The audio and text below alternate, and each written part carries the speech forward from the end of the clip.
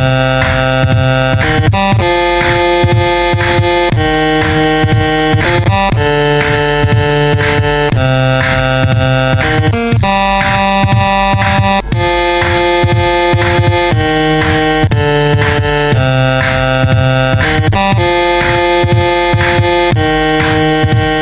everyone to Danger Recall. With me, my guests, James Lockhart and Scott Besgrove. Hi, Colin. And Ross Harmston. Thank you, Colin. We could speak in a weird, robotic, staccato voice, but we're not going to. No, because first of all, I want to address why. So at the beginning, we might have mentioned this before. We always do 3 claps, so Colin knows where the sound starts. And Ross, could you just talk us through your technique there, because it's extraordinary. Well, his clap technique. Yeah, Ross is sort of like get as close to his microphone as possible, and then lean back, and then sort of do little tiny claps in front of it. Because the microphone arm is really far back, because I don't want the fan to be picked up, so I have to lean back and do it and put it. I could push the microphone back, but then it will have to move it back, and it would sound rubbish, and that's why then Colin will message me and he'll shout at me, and then I'll cry. Oh, that is fair. That is absolutely fair. Yeah. We should be a visual podcast, guys. I'm putting it out there. I'm really down on this idea. We could call a market. What could we call ourselves? The Seeing Danger Club. Actually, no. That sounds like a public awareness campaign from the 1970s. We don't do that. Yeah, it does actually. So specific. Can you see danger? Yes. This is Danger Recall 25. We are talking about episode 25 of the Danger Club podcast. If you don't remember it, it was good. Thanks, everyone. See you next week. Bye. Do you know what? I've forgotten in my notes to put what this one was called, so I better check that, actually. I can tell you. Oh, go on, Ross. Tell us what it was called. And it's called. Give us a summary. It's called. Why have you started clapping again? Stop clapping, Ross. Like what? It's called. It's called Message in a Boat Hole. I was just Message in a boat hole. We all found it before you did, Ross. Yeah, literally. Message in a boat hole. There you go. There's that first I think reference. that was what it was a reference to, yeah. There you go. Was anyone ever a Sea Scout? Yeah. Really? No. Really? Is there such a thing as a boat hole? Wait, hang on. Sorry, Colin, were you a Sea Scout? Yeah, bruv. I was What the hell? We have known. How long have we known each other? I never knew that. That's mad. I was a Sea Scout. Bro, I was part of, and I hate to brag, but the first Whitstable Sea Scouts was the first ever Sea Scouts.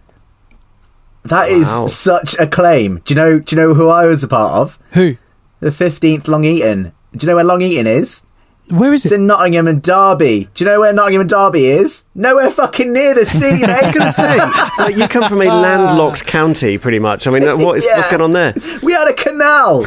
So what did you do? Well, are you We into rode the canal? on the canal. Right. We got our boats. We put them on the canal. We got our canoes and our kayaks. And we went for a road down the canal every Friday night. I love the it. Chavs from round the shit clubs would come by and spit on us. I tell you what, when you first went to the sea, it must have shit you up, Scott, because you were like, "That's all right. It's only comes up to your knee. You'll be all right." You fall in it. It's fine. Our first trip to the sea, we went to HMS Portsmouth, the training boat, and these fucking Marines strapped us to a load of ribs and blasted us across the bay like at full speed. We just became fluid. Like all of our face became went through our bones and stuff. It was one of the best experiences of my life. It was terrifying. It was great. Do you know what? I have to correct myself.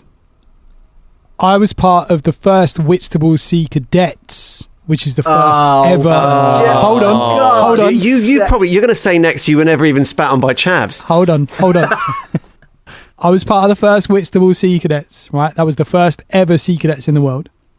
Then I left them and joined the second Whitstable Sea Scouts. So they were the second Sea Scouts. So you went from cadets to scouts? Yeah, bro. Ooh, did you get a bit of flack for that? Do you know what I did at the time? Yeah, the cadets were a bit like, whoa, what's going on? But you know what? I hate to have a go at the Sea Cadets right now, and I'm not having a go at every Sea Cadets. And they might be better these days, I don't know. But the Sea Scouts went sailing, as you say, every week. Sea Cadets didn't go at all, and I was there like 6 months. Wow. Yeah, we got a lot of action in, but I do remember there being the only palpable time because we used to go camping and there would be cadets around, and then we'd be like, "Oh, the cadets! I'm sure that I've heard say that they actually fire actual guns. No, it cannot be true." Anyway, and we met cadets one time, like when I was younger in Scouts, and there was one like at this big camping site, and he was skinning a rabbit. And he looked around Whose earnestly rabbit was at a load it? of Scouts. Yeah, It was one of the kids' pets. Just for like, Yeah, right. we all hate this. Yeah. He looked around and he was like, "Does anybody want to learn how to do this?" Like, and he looked pretty scary because he was like gutting the animal and stuff over a fire, and he had massive arms because he was a cadet and a bit older than us. But a few of us were like, "Yeah, I mean, I guess we eat meat, so maybe we should learn how to do that." And our leaders came by and they were like, "No, enough of that. Get away. No, none of that nonsense." There's no rabbits at sea. Yeah, trying a rabbit on a canal. Well, I tell you Do what. you think when Colin, you walked away, all the they were like, "Hey, cadets, you leave our scouts alone," and there was like a whole standoff going, "Yeah." It was a bit like Anchorman. leave Oh, our yeah, if scouts only it was like alone. a Paul Rudd thing. That'd be great. Yeah. Yeah, That'd be a sick movie. We should totally make that. That should be a movie that we I was in make. Cubs and then Scouts. Well, while we're bragging about stuff like that, my Cub Scout group was the first Cub Scouts in space. So there we go. So, moving on. Space Scouts. Space Scouts. Yeah, we were the Space Space Scouts. Were you in Scouts, James? Very briefly. Cubs, I was great. I really enjoyed it. I was a sixer. I went to Scouts, and they were tools. My local scout Right. group they were just older kids. It was like, but when you join, you're basically bullied for a few years, and then you get a year where you can bully everyone else. I was like, laters. I literally did about 3 or 4 sessions. My funny story is that one of the scouts, who was actually quite nicer than the others, was like, no, look, this is normally the point where people quit, but don't, because if you stay, it gets much better from here on in. And then I quit. That was literally my last time going to Scouts. I was like, Fell the leaves. I did. It was just, it wasn't my sort of kettle of fish, really. Pity, It's I fine, love yeah. Cubs. You got to try these things. You got to find your tribe, haven't you? You got Yeah. to find your Yeah. group. Yeah, so I want to hang out with all the geeky kids. I'm still looking, mate. I tell you. Oh, I'm only joking. That was a dig at you, lot, wasn't it? You'll find them. Yeah, I'm only joking. All right, listen, I love you. We talk about legal advice. We say that you should not. The intro there is Dan's legal advice. He's like, Danger Club. It's a really good intro, actually. Ross, do you remember this? Yes, I do. He says he's doing like an infomercial. It's That's like, right. and he I couldn't says- explain it very well. Yeah, and he's doing a thing. And I was like, "Have you been injured by the Danger blah blah blah the Danger Club?" And I'm like, "I contacted the Danger Club and I got £3 compensation." There we go. And Yeah, it was hilarity ensued. That's just part of the hilarity we have in the studio, Dangerlings. Oh my A lot of goodness, the it's time so we much just fun. Sit in the, It's not while I was there. Sit at the beginning of the record and go, "What would be funny?" Let's do this, and then we just do Yeah. it. Sometimes it works. Don't tell everyone, Ross. That's trade secrets. Sorry, Oh, sorry. mate. Everybody, we've said this before. I'm sure we have. God, you're like the masked magician. Just This is quite a musical episode. We do Mysterious Girl, but as Barbarian Girl. Do you remember this, Scott? This is one of yours again. You go, oh, Yeah. Barbarian Girl. Yeah. I was listening to you saying that, and I was like, God, I wonder what idiot did that. It was me. Yeah. And then I start singing Barbarian Girl, but as in Liberian Girl, Barbarian, as like a Michael Jackson one.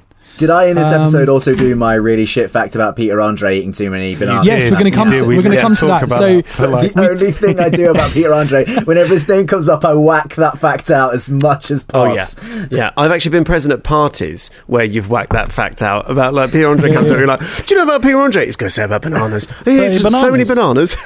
I serve banana tapas at all my parties, or I used to, just so I can get that fact in. Yeah. Do you call it the Yeah, Peter right, Andre yeah. special? Yeah. now I looked into this actually. You can actually get a potassium overload, and it's quite dangerous. So potassium's really good. It helps you to affects your heart's muscles and how they work.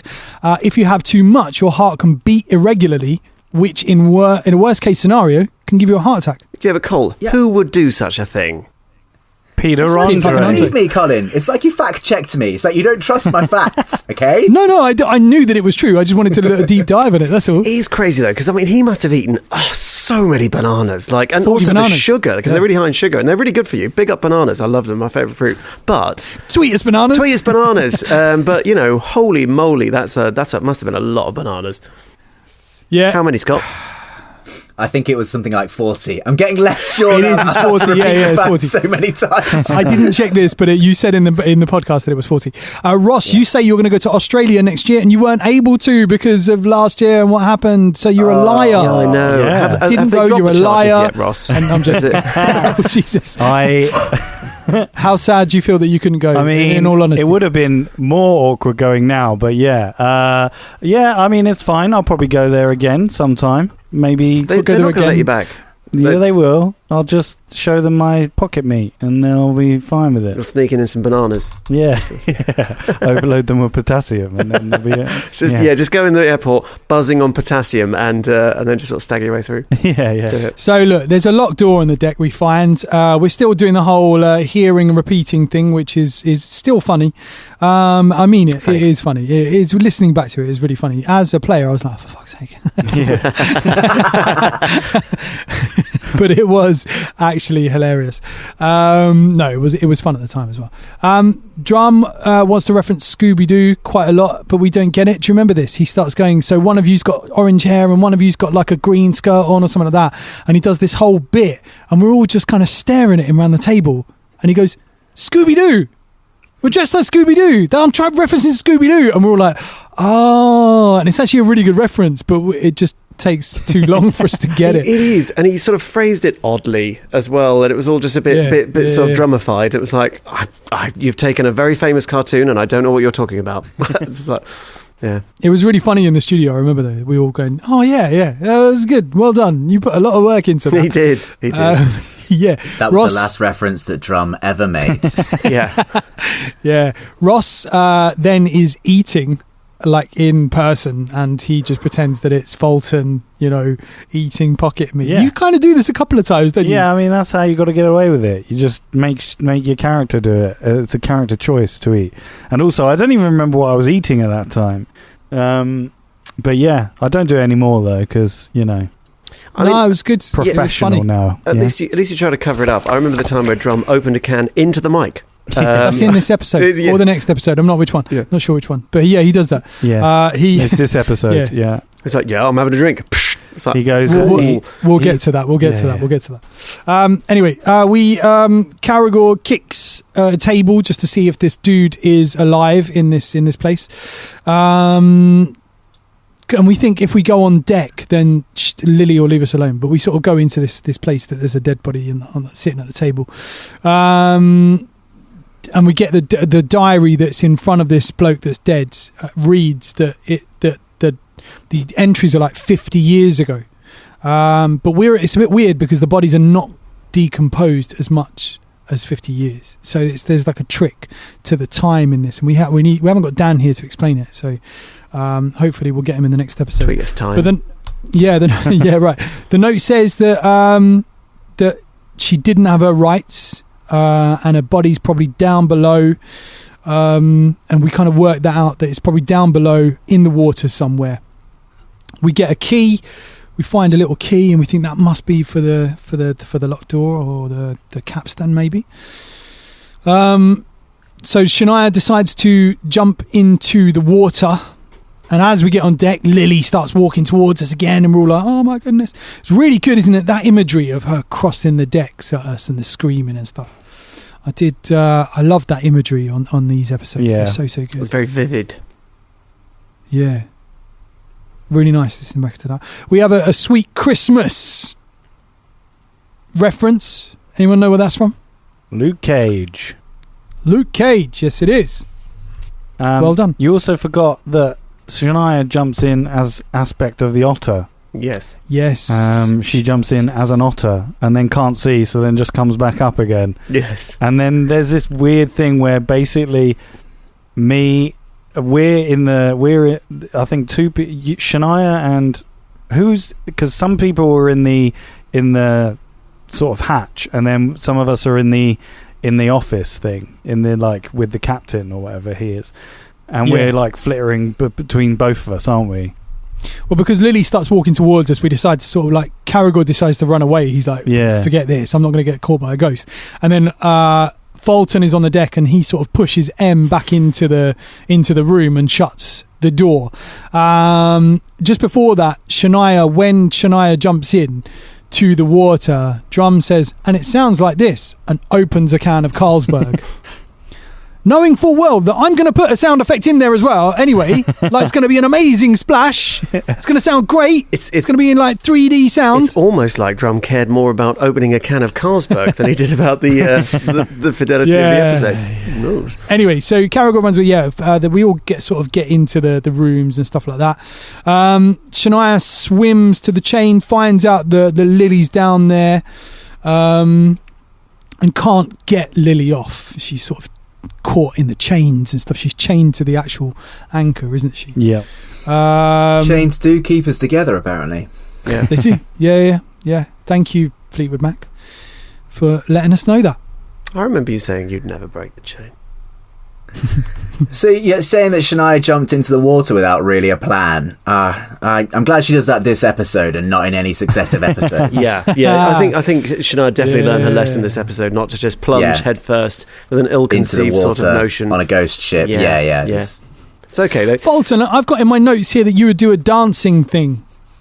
That's you kind of jumping in and going, oh, Lily, and then jumping back in the room and going, oh, because I'm Lily. trying to distract her, so I just go, hey, oh, I don't know what I said, but I try and distract her with an amazing rendition of a dance. Only the guys saw that amazing dance when we recorded. It's a shame that we're not a visual podcast. Hang on a sec. It's an amazing rendition of a dance. You mean it was an original dance before that you were then copying and emulating as a character? Like, how deep does this rabbit hole go? Like, who came up with this dance in the first place? This is a deep dive. So it is. So we find that we sort of work out that this key is for the capstan, and now we have a plan. We're going to get three of us to push the capstan. So the three sort of strong ones, the Caragors, the MZs, the Fultons. We're going to go and push the capstan. Velda is going to do some windy escapes, and Shania is going to do a bit of kind of, trying to distract them as well. But Shania is also going to push the capstan as well. Do you know what I mean? And so James she's going to push the capstan at first, it was she's kind of like Velda was going to distract her while you guys pushed the capstan. That's around. correct. Well, James was going to sacrifice Velda's life for the good of the group, and he said that to all of the club, which was really nice of him, I think, and that was good. Is this an amazing rendition of what you believed happened? Is this the interpretive speech of something that didn't happen? Yeah, there's a bit about that next episode actually about Velda and discussing with someone who may or may not be trying to help give up their life for the group. It's interesting. Interesting. We seem to be trapped in our own time loop on this boat, eh? History keeps repeating itself over and over again. Who knows what would have happened if we'd been on there any longer? Only the shadows and the mists have the answers, and by now they're long gone. Well, I mean, you can get them on Podbean and Spotify and any other good streaming platform. Because we talk about smashing through the decks because we don't want to walk on the deck because we think that Lily's going to get us. So we talk about like smashing through, which is where Fulton, goes to hit through the decks to try and get through. It takes him about 45 minutes. Yeah, we were sitting on that boat for 45 minutes. Yep. Yeah, because we're trying to make the hole next to the capstan, weren't we? So we're just hammering away. Because we had the idea that she couldn't come below decks, which was not true. Yeah. That was actually not true at all. We find that out in the next episode, don't we? It takes about 45 minutes. We go up on the deck. Lily looks at us, and we are going to roll initiative next week. And that's the end of that episode. There's some nice moments, though. I love the smashing of the hole. I love that idea that Fulton's doing it. And every time I think we say this in the episode. Every time he smashes it, he goes, "Here's Fulton," and then it doesn't go through. And he's like, "Here's Fulton." And then he's like, "Here's Fulton." He does that for 45 minutes. And me and Velda, Em and Velda are just sitting there going, "Oh, God." Yeah, it took a long time. Yeah. And I remember thinking, because obviously, You think, I'll just smash a hole through the plank in the wood. But if you've ever been on a wooden sailing ship, like a proper old sailing ship, like they're thick. That's thick wood. Seasoned. You said the opposite when we were in the record. You were like, "Oh, come on." And then Dan was like, "It's a thick ship. It's a thick ship." Yeah, well, but that's just. I was trying to pull one over on the DM. I mean, that's you can't believe anything that a player will say when they're trying to do that. Being like, "Come on, you just smack away through in about 5 minutes." I know how thick ship timbers are. They make floors out of those things. Like, they are thick. And the DM's not even here to defend himself. I know, he can't even say it, can he? He's not even here. I feel slightly bad. It's like kicking a sleeping puppy, but still, like he was wrong and I was right, and I want it on the record. See, this is great. He can't say anything. He's not here. I'm always listening, James. Hello, everyone. How's it going? Oh no! It's Lily! Should have left us! Quick! The floors are so thick! Get back in the cabin! Get back in the cabin! Oh! Hello, Dan. Poking up out of a boat hole, hearing myself being talked about. Pushing out of a boat hole there. Stop, but come and join you guys. Thanks for joining us, Dan. That's all right. Never miss a Danger Recall. This is fun. Well, you weren't on last week. Yeah, I mean, you all right, apart from last week. I mean, is that in the top 10 Danger Recalls? It was pretty good. It was actually pretty good. It was really good, actually. Fabulous, if I do say so myself. That's twice you've said that, actually. Yeah, I know. I'm trying to positively reinforce the fact that I'm actually dying inside. So, Oh, my God. Aren't we all, dear? Yes, dying. Dan, so we've just finished sort of explaining this episode. There were some really good moments, and we're still, mind boggled about the time travel. We might talk about a bit more in episode 26 because we're still here on the boat. However, in this episode, we talk about how the diary entries are 50 years old, yet the bodies on the boat are not decomposed of 50 years, we think. Can you explain the time travel in this episode?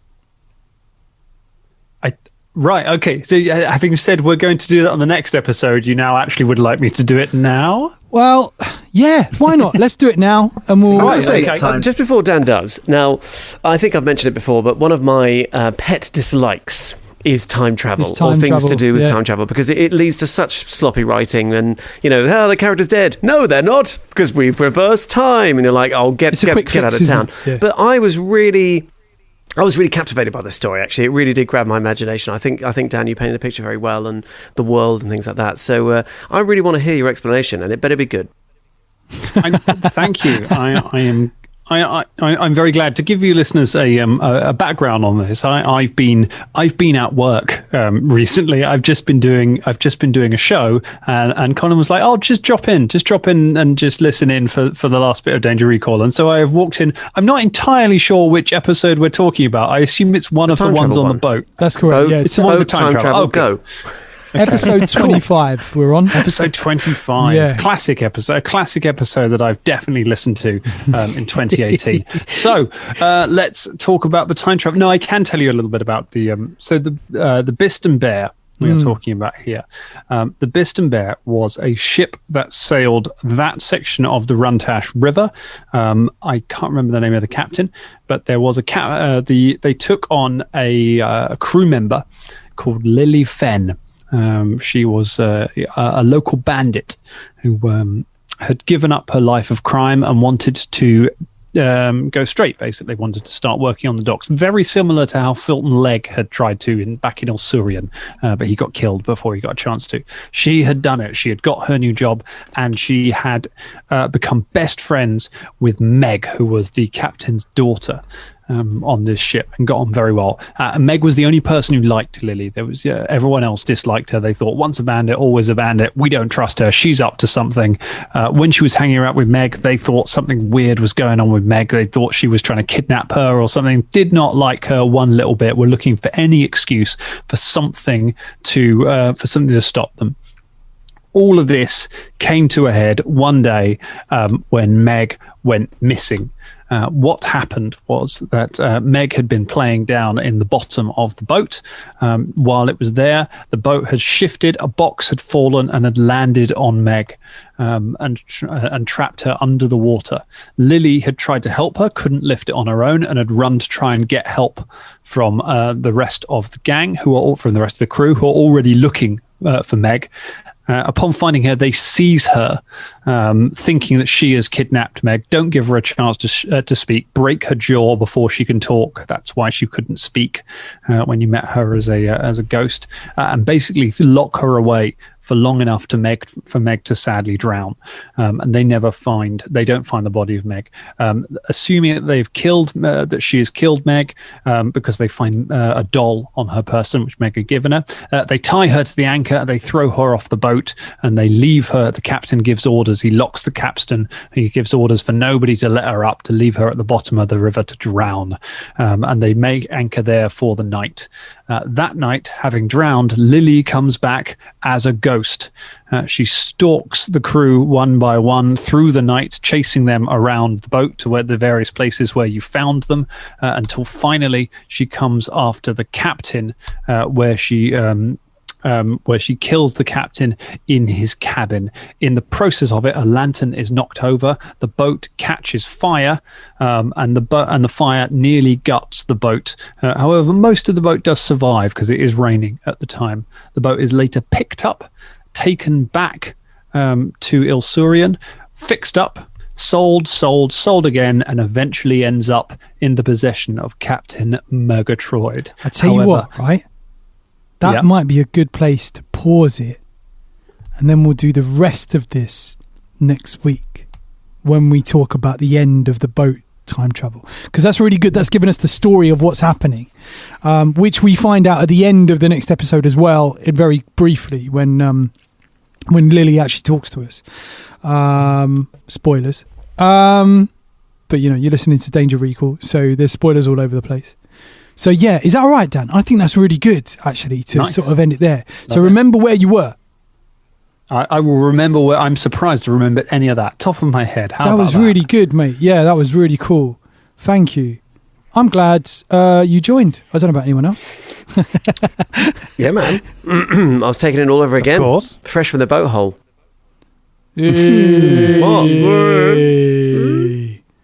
Cool. I think we're going to end it there because that was good.